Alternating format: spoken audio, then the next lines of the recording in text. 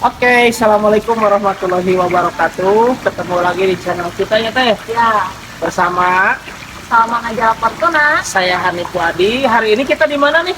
di Masjid Agung Kota Tasikmalaya. Oke, di belakang kita ada air muncrat ya. Yang mancur. Air mancur ya, supaya suasana lebih sejuk. Sejuk. Sesuai tema kita kali ini. Apa yang akan disampaikan temanya Teh? Temanya itu gini kan, menikmati proses, menghindari protes. Menikmati Proses, proses, menghindari protes. protes. Gitu. Proses dan protes. Yang dihindari proses. Yang dihindari protes ya. Protes. Yang dinikmati Proses. proses. Maksudnya gimana, coba jelaskan simpelnya. Simpelnya masalahnya dalam menggapai sesuatu itu jangan terlalu instan, jangan langsung jep aja pengen sukses. Oke. Harus ada step by step, tahapan demi tahapan yang dilalui. Kayaknya mental juga harus diperkuat ya. Nah, mental lebih ke mental. Nah, kalau menikmati proses itu contohnya gimana? Menikmati proses, contohnya menurut pandangan gimana dulu nih, dalam konteks murid kah atau konteks orang Oh, iya, biasa iya. kah atau mahasiswa? Maaf, Kayak gitu kita kan. itu menyasar para siswa yang mungkin kelas 12 itu ya. Menikmati proses, menikmati proses, menghindari protes. Nah, gitu ya. Mungkin Teteh bisa cerita dulu di masa dulu perjuangan kerjain script suite ya. Skripsi, boleh skripsi. Skripsi, coba jelasin. Skripsi, jadi gini kan, dulu aku di Universitas Ahmad Dahlan di Yogyakarta. Oh, kuliahnya tuh ya? Kuliahnya. Oh, Kalau jurus- tadi bawa alma mater, No problem. oke. Coba jelasin Teh.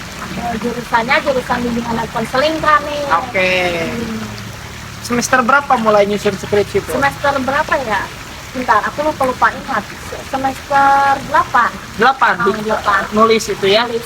Oh, sidang semester Sidang semester 8 juga. Heeh. Wih, hebat ya. Semester 8 mulai ngetik dan beres juga di semester 8. Berapa lama? 3 bulan, 5 bulan, sebulan? Aduh, sebentar. Ada 6 bulan lah. Oh, berarti penyelesaian itu ya. Semester 8, 6 bulan. Coba ceritain ke teman-teman.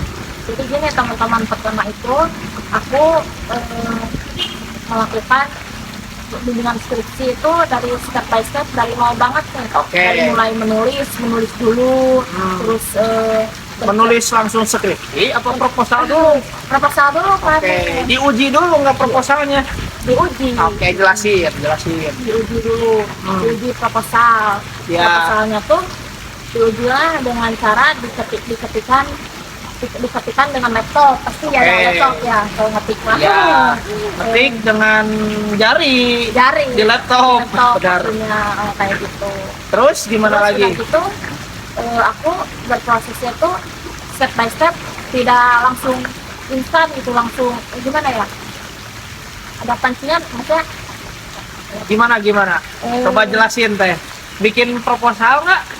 Masa nggak bikin? bikin Proposal masjid gitu? proposal skripsi. Oh, proposal Sesuai tema skripsi. kita kali ini. Oh, benar. Sesuai skripsinya gitu. Skripsinya. Katakanlah bikin proposal skripsi ya dengan tema tertentu. Penelitiannya di mana nih kalau boleh tahu? Penelitiannya di mana ya, sebentar, Ingat-ingat. di Masa lupa? di Jogja. Di Jogja ya? Di Jogja, di SMA Negeri 8 Kota Tasikmalaya. Katanya di Jogja. Maksudnya sekolahnya. Kuliahnya Tapi di Jogja. Dunggal kan nih, di Waduh, iya, di Jogja Tasik itu? Heeh. Wah, itu kan proses ya. Iya, proses banget tuh. Biayanya habis berapa tuh sekali berangkat dari Tasik ke Jogja? Biaya 500.000 lah ada. Sebalik ya? Iya. Buset, 2 balik berarti 1 juta. Duit semua ya itu. Masa daun. Oh iya ya, berapa kali tuh penelitian ke tempat? Penelitian ke tempat ya berapa ya? Coba Sekitar 3 kali, ingat-ingat. 2 kali lah. 3 kali? 2 kali yang Tiga mana? kali. 3 kali? Kan ada setiap kelasnya ada konseling kelompoknya dulu. Oh gitu. iya, step pertama konseling. Kelompok. Oh, terus Yang kedua konseling individu dulu Individu. dengan dosennya gitu, curhat biasa oke ngobrol oke. kayak gitu. Mungkin untuk cari info-info ya. Cari info gitu. Udah gitu gimana lagi? Ke kelas Kelas, yang murid-murid ketemu anak PTK itu teh? PTK. Penelitian tindakan kelas. Oh. Kayak gitu. Jadi kesimpulan penelitiannya gimana tuh? kesimpulan penelitiannya jadi gimana ya, tentang nomofobia aja, yang terkait tentang nomofobia. Jadi kan nomofobia itu tentang gini, apa, kecanduan gadget. Oke, kecanduan gadget. Terus gimana kecanduan gadget tuh? Kecanduan gadget itu kan zaman sekarang ya kami di generasi milenial itu jadi agak sulit, sulit konsentrasi, sulit fokus. Kayaknya tema kita kali ini berkaitannya dengan skripsinya Teteh ya. Udahlah ngomongin itu aja deh. Nah, boleh nih. Gimana nomofobia teh gimana? Nomofobia itu jadi nomos Nomos itu ketakutan, Ketakutan. fobia itu trauma. trauma. Trauma jadi trauma dalam artian apa ya, jadi misalnya kesini harus bawa charger, situ harus bawa charger, jadi kemana-mana tuh bawa charger gitu buat ngecas gitu, jadi buat ngecas HP mestinya. Jadi takut kalau nggak bawa charger, takut nggak bawa HP. Terus kalau nggak bawa HP, bawaannya apa tuh? Bawaannya Nomofobia teh. gelisah. Gelisah ya. Ada yang sampai bunuh diri? Kalau sejauh ini sih yang aku teliti belum pernah ada. Belum ada ya yang nomofobia. Kan itu juga bagian dari proses ya. Betapa hari ini teman-teman di usia SMA itu berapa ya? 17 itu ya, 16, 17, 18 dihadapkan dalam suatu kondisi yang harus mau berproses dengan teknologi gadget.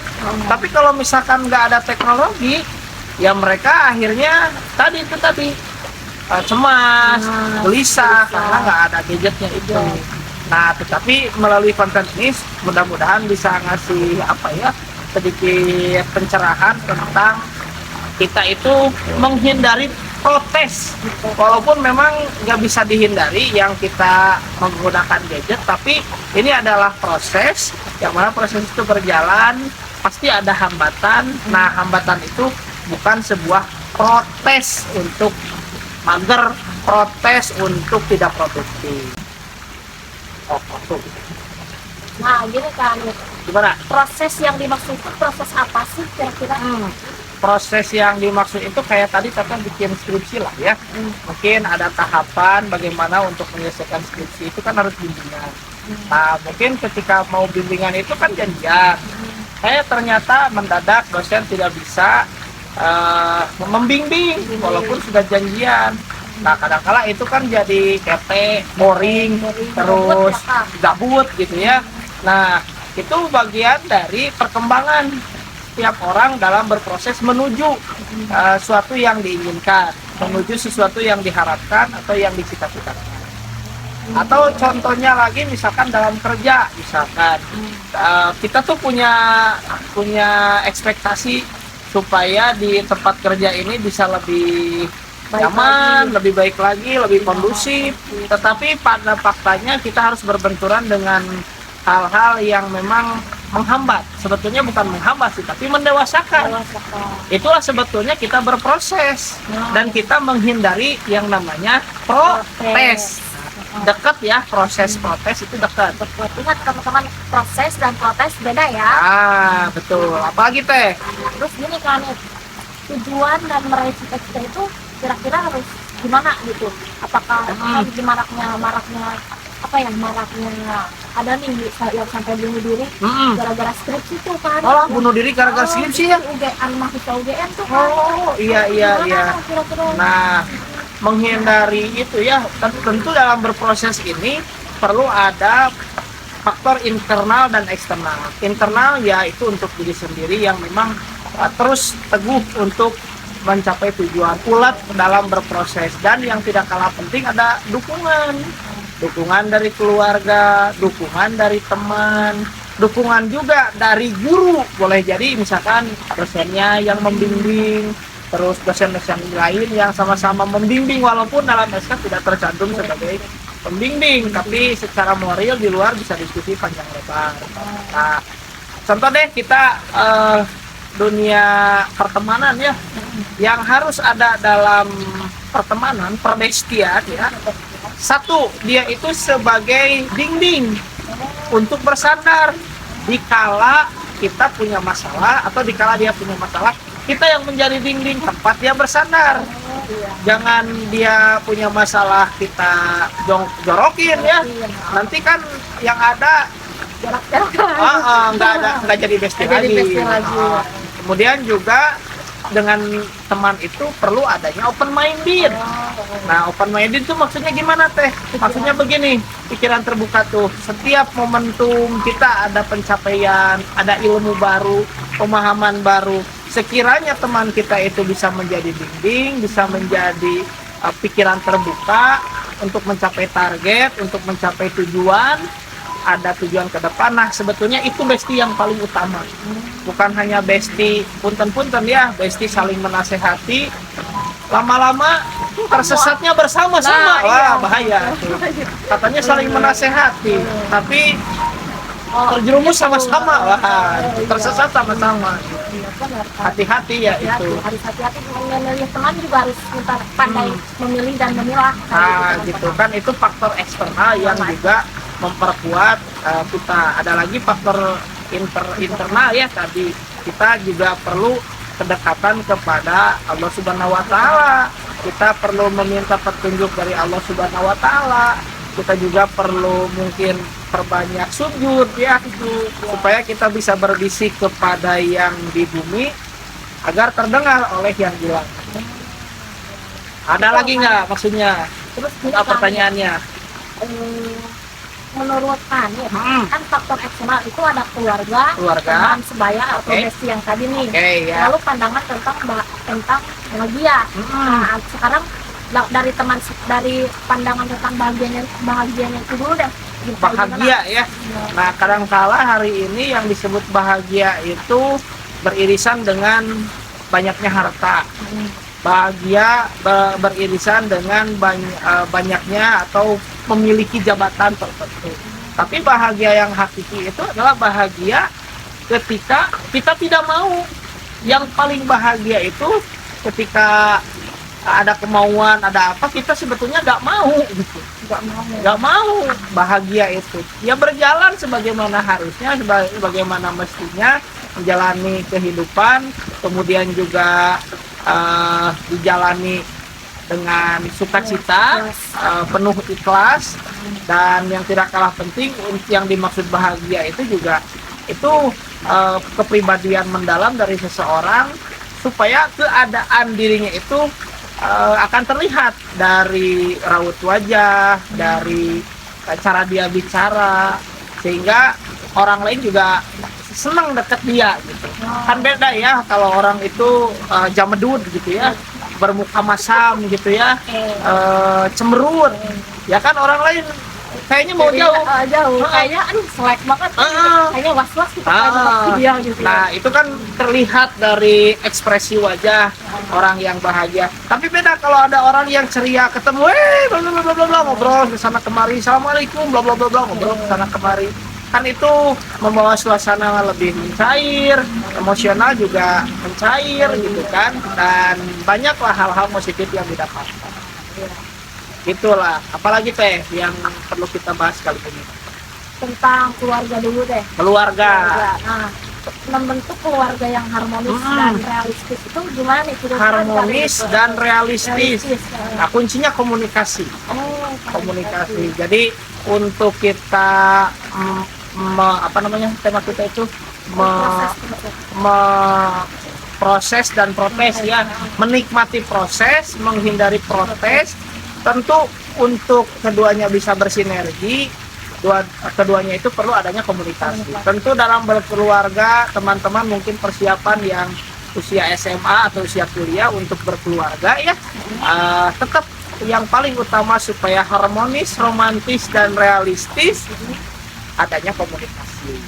Komunikasi ya dikomunikasikan segala sesuatu, tujuan kita berumah tangga, mungkin step by step, tahun ke tahun ada yang ingin digapai, kan itu perlu disampaikan, dikomunikasikan. Begitupun juga dengan tujuan-tujuan kawan-kawan yang bersifat cita-cita cita-citanya ingin didapatkan lah gitu. Tetap semua itu ada dukungan dari lingkungan sekitar yang perlu dikomunikasikan.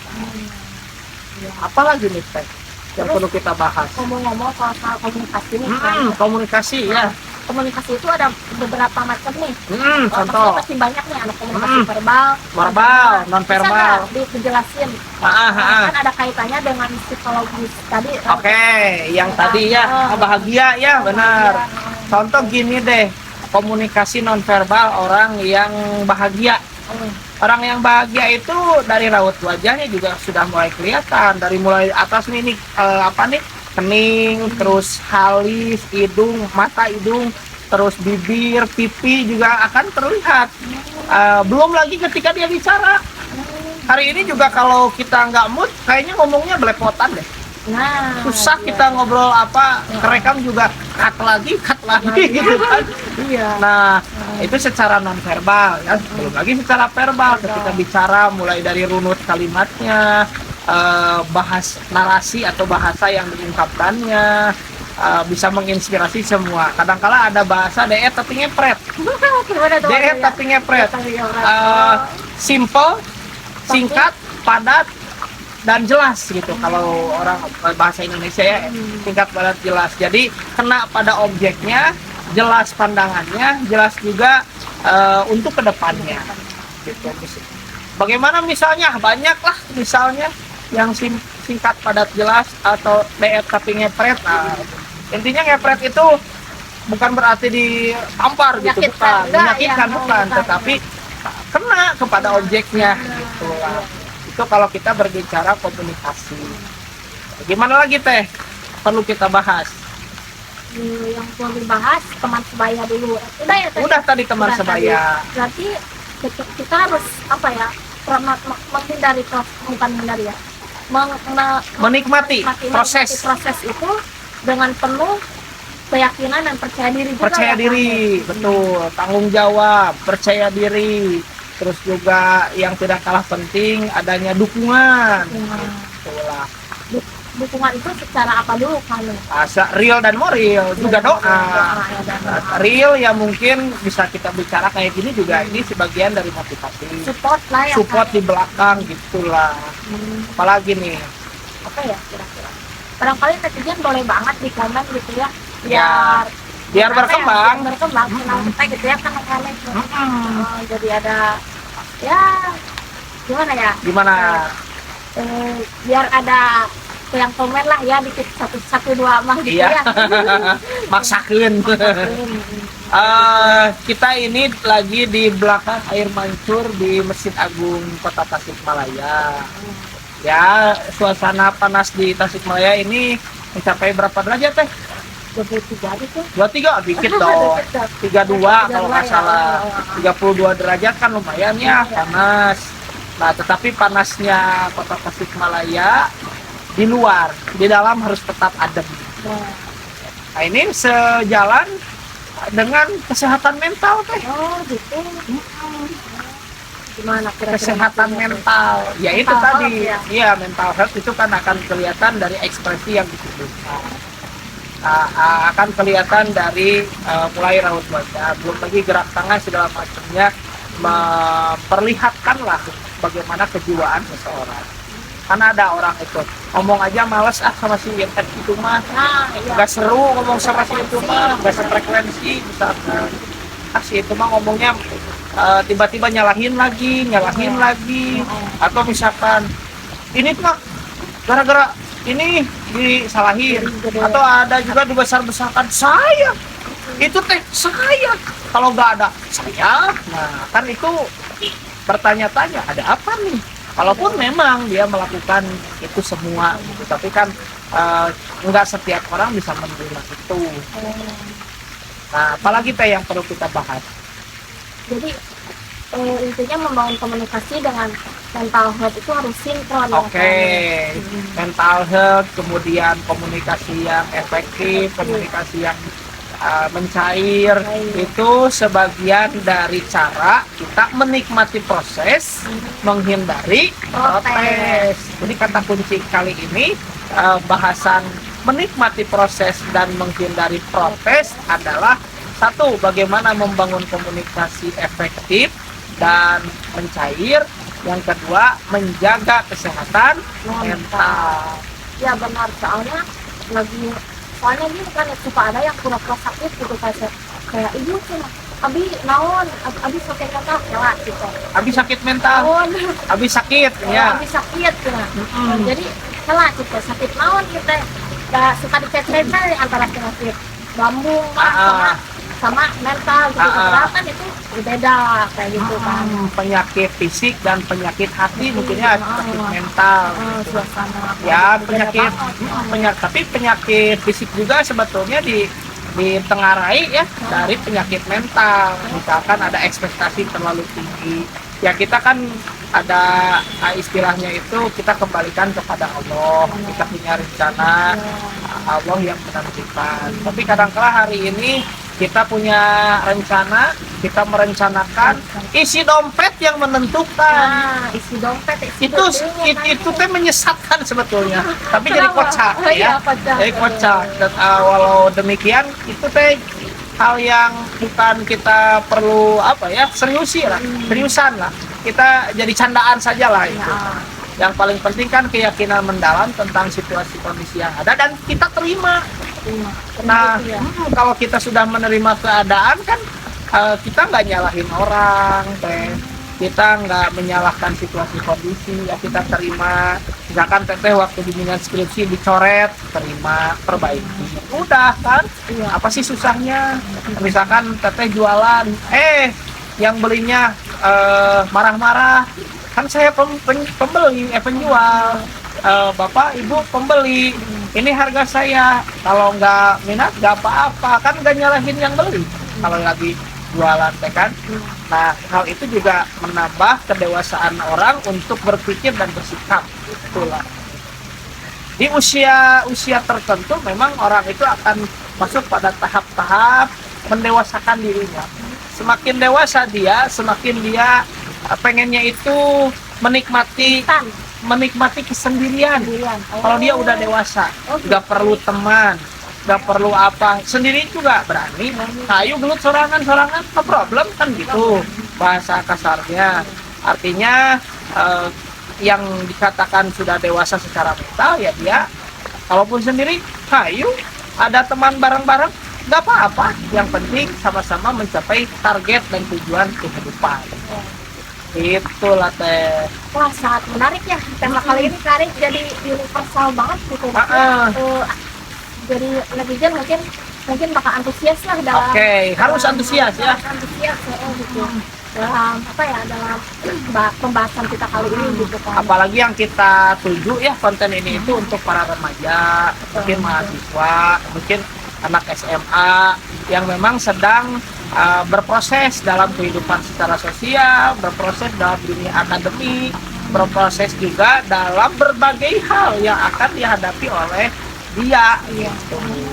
Nah, termasuk kita juga sama-sama untuk mendewasakan. Mungkin saya di fase ini ada sisi yang belum terpenuhi dengan berbagai halang rintang dan hambatan kehidupan dalam dunia pekerjaan, dalam keluarga. Nah, itu juga bagian untuk meningkatkan kapasitas diri pribadi. Gitu. Apalagi yang perlu dibahas nih? Apa ya kira-kira tentang psikologis seseorang dulu deh. Psikologis seseorang. Misalnya ada murid yang curhat nih. Jadi nggak apa-apa ya pakai bahasa Sunda. Oh, Sunda aja. Sunda aja. Bu, gimana Bu, cuma saya pengen kuliah tapi pengen beasiswa, pengen enaknya mulu gitu kan. Jadi kan saya bingung gitu, jadi salah kita ibunya enak kuliah sebentar mama. Tapi kan harus gimana ya, harus berproses itu, bertahap ngomongnya, jangan langsung Oke, jalur cepat track ya. Nah, iya. Fast track ya. Nah, memang itu, gini. tidak ditiru lah Memang gini lah, tiap orang kan rezekinya beda-beda. Termasuk mungkin dapat beasiswa untuk kuliah, untuk lanjutkan studi. Nah, persoalannya begini, ketika niat utamanya mau kuliah, melanjutkan studi, niat utamanya nih. Adapun di pertengahan dapat beasiswa, nah itu kan rezeki yang bersangkutan ya. Nah, kemudian juga dari beasiswa itu kan ada tanggung jawab. Ya silakan tanggung jawabnya dipenuhi karena sudah jadi jawab. Nah, adapun yang menjadi tujuan kuliah ya kuliah saja dimanapun itu, mau di swasta atau di negeri, yang penting sesuai konten yang pertama. Prodi itu sesuai kesukaan, kata Teh Ula. Teh Ula kan posisinya kuliah di fisika. Sebetulnya kurang suka, tapi karena sudah terlanjur masuk kan akhirnya harus dipaksa suka. Tapi akhirnya lama-lama juga suka karena teman-temannya juga gitu. memberi support ya. Gitulah. Apalagi nih? Ya, jadi teman yang baik juga mempengaruhi ini ya, dampak psikologi Iya seseorang dong. gitu ya. Makanya kan tadi saya sebutin ya Teh ya, teman atau bestian itu yang bisa satu dia menjadi dinding dikala kita punya permasalahan, plus kita juga jadi dinding bagi dia ketika dia punya permasalahan. Dua, open minded terhadap berbagai perubahan, terhadap berbagai pemahaman untuk bisa sama-sama mencari strategi mencapai tujuan. Gitu. Itulah dua kompetensi itulah, satu jadi dinding untuk bersandar, satu lagi secara pikiran terbuka untuk mencapai tujuan. Apalagi nih yang kita bahas nih? Mungkin segitu aja dulu deh kan.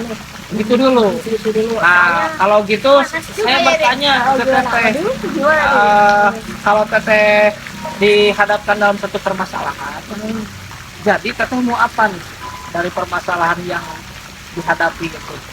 Oke, terakhir saya nanya nih, sarjana nih, jomblo tapi ya. Iya betul. Ya gini kan, dalam mencapai permasalahan harus bagaimana ya? Menyelesaikan permasalahan.